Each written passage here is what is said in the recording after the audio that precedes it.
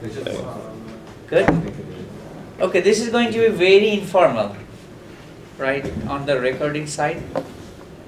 Otherwise, we would have to plan and just do recording 10 minutes. It will be more structured, but this is not going to be 10 minutes. It's just, I will record it and then I will upload it, and if you think it's going to be useful while you are doing this guy, you can go and see that, okay?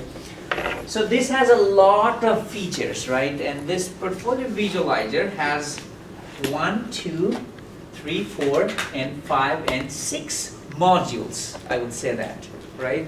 So the first module is all about backtesting portfolio, meaning if you like to go back to the history and then would like to know how different stocks did, how different portfolio did, right?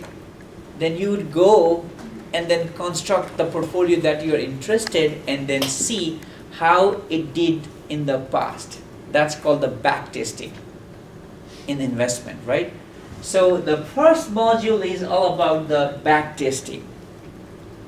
The second module is about factor analysis. Remember, we just talked so much about the factors, and you want to know how your portfolio is exposed to different factors, because that helps you to know what kind of holding the portfolio has, right? So there is a factor analysis.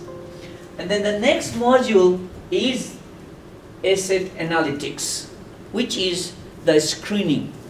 Meaning, you know, I was just talking earlier, investing is all about screening. Meaning, you have to find out the right set of matrices that can be used to sort the stocks, right? Whether the P ratio, whether the dividend, whether the betas, whether the alpha, what are you going to use to sort it? So it has an asset analytics, and it does not go to the individual stock level screening. It just has the index level screening, meaning you can screen ETFs, you can screen the mutual fund, but you can screen the individual stock. But equity sim has the individual stock level screening, which means you can go to that account and then you can choose the criteria you want to, and then it will split out the type of the stock you are looking for. We'll see this later, okay? And then the next module is Monte Carlo simulation, like a crystal ball. You know, it has the tool that you can do, and it's about the future. Investing is all about the future, right? So if you invest this money on this specific stock or in a specific portfolio, how it would grow over time. You would just see the future. And the type of problem I was talking earlier, you know, you are working, you want to contribute to your retirement account, and you want to withdraw some money, and you want to withdraw in the future. How does your portfolio look like over 30 years? So those kind of things you can look at the Monte Carlo simulation. And then finally, they have a portfolio optimization, which I will not be doing in this class. This is slightly more mathematical, and I will do this for my regular investment class. And then finally, another one is market timing models, meaning, you know, people day trade, right? They do frequent trading, they do short-term trading. And there are some techniques people suggest it works. And you can go there and then see whether it would work or not. So it's a market timing, meaning they suggest you to buy and sell in the market based on some criteria, and if you follow that, how this is going to work. So that's given in your market timing models. Okay, so I'm not associated with this guy, but I like this product, and currently I'm writing math, like Ivan is right here. He is working with me, and we are writing an article which tells us how to use Mathematica for doing all of these things right here. And our goal, and especially my goal, is in the future to give a package of the code, so even if this goes away, people can keep this code and do all these things using Mathematica. But for now, we just want to use their product they have, okay? And the starting point would be always here. If you click on examples, they have 13 examples, okay? So this is how I would suggest you to start. Start with examples. And they have built-in examples. What you have to do is, you just have to change the input and rerun it, and it will give you the output, okay? So, based on some of this example, I have designed some questions here. And you are going to practice this, okay? So let's see the first one. So the first question right here says, okay, using portfolio visualizer backtest portfolio asset class, which is the first one, right? The first one, it says, compare the performance of US stock market portfolio, global excluding US stock market portfolio, and 50% REIT and 50% gold portfolio, the gold portfolio for all available data, and summarize your result, right? That's a part of educating ourselves. Make sense? So what you would do is, you simply would go here, that's the first example, and you would click it here, and then you click on view example right here, right? View example. Okay, so right here. So you leave all this default, and then this is what I was talking about. You go home, change whatever you like. Right now, just leave default, and we want to make how many portfolio? 3 portfolio, right? 3 portfolio. Portfolio number 1 is just what? US stock market. You put 100% money in your US stock market, right? So if you look at the asset class here, your stock market here, you're gonna do this 100% right here, right? And if you go further down, there should not be any value here. You should remove this.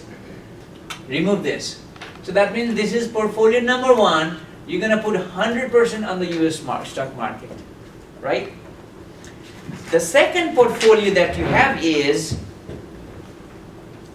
global equity market excluding US.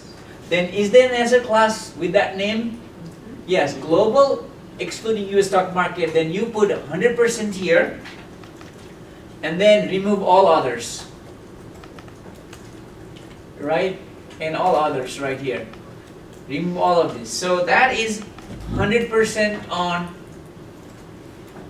global equity market. Alright? And the third portfolio is what?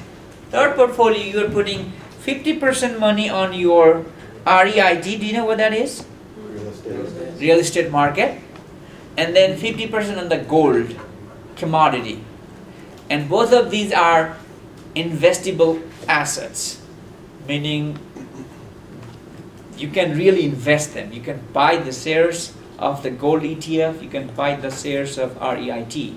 They are investable product. So let's put 50-50 on these two guys. So here is REIT, right, and gold. So you're gonna put 50% here and 50% of your portfolio here, right? And the initial investment amount is how much? Right here we are leaving everything default. Now you're investing only 10,000.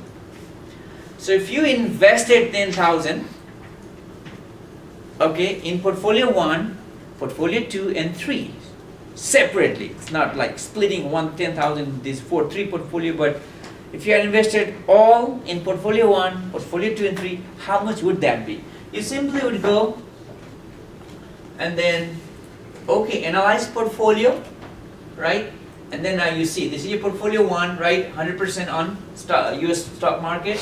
Portfolio 2 is international equity market. And the third one is 50-50. 50% REIT and 50% gold. Okay, now let's look at the statistics. So on this page, you see how that 10,000 would grow to different values. Portfolio 1, it would have been 97,000. Portfolio 2 would be 33, and portfolio 3 would be 64. Okay? And standard deviation is a measure of risk. Which one is the most risky out of that? Yeah, the second seems more risky, right? And if you are, unfamiliar with, because this has a lot of tools, if you want to know more about any of the matrices, you have to Google and learn it. I will just focus mostly on the average, mean, and then the Sharpe ratio, standard deviation. These are more common. And then if you go further, this is how your portfolio value would grow over time, right? So you can see portfolio 1 is the US stock market, and then the red one is the global equity market excluding the US. So we all know that based on our analysis, and then we have the data from when? 1994 to 2019. So like this is how they do. 1994 and 1995. 96, this is the label for the x-axis, and just putting this number like in different line just to make sure that they fit there, right? So if you had invested 10,000 back in 1994, today the value of your portfolio 1 would have been here, which is 97,000. Portfolio 2 would have been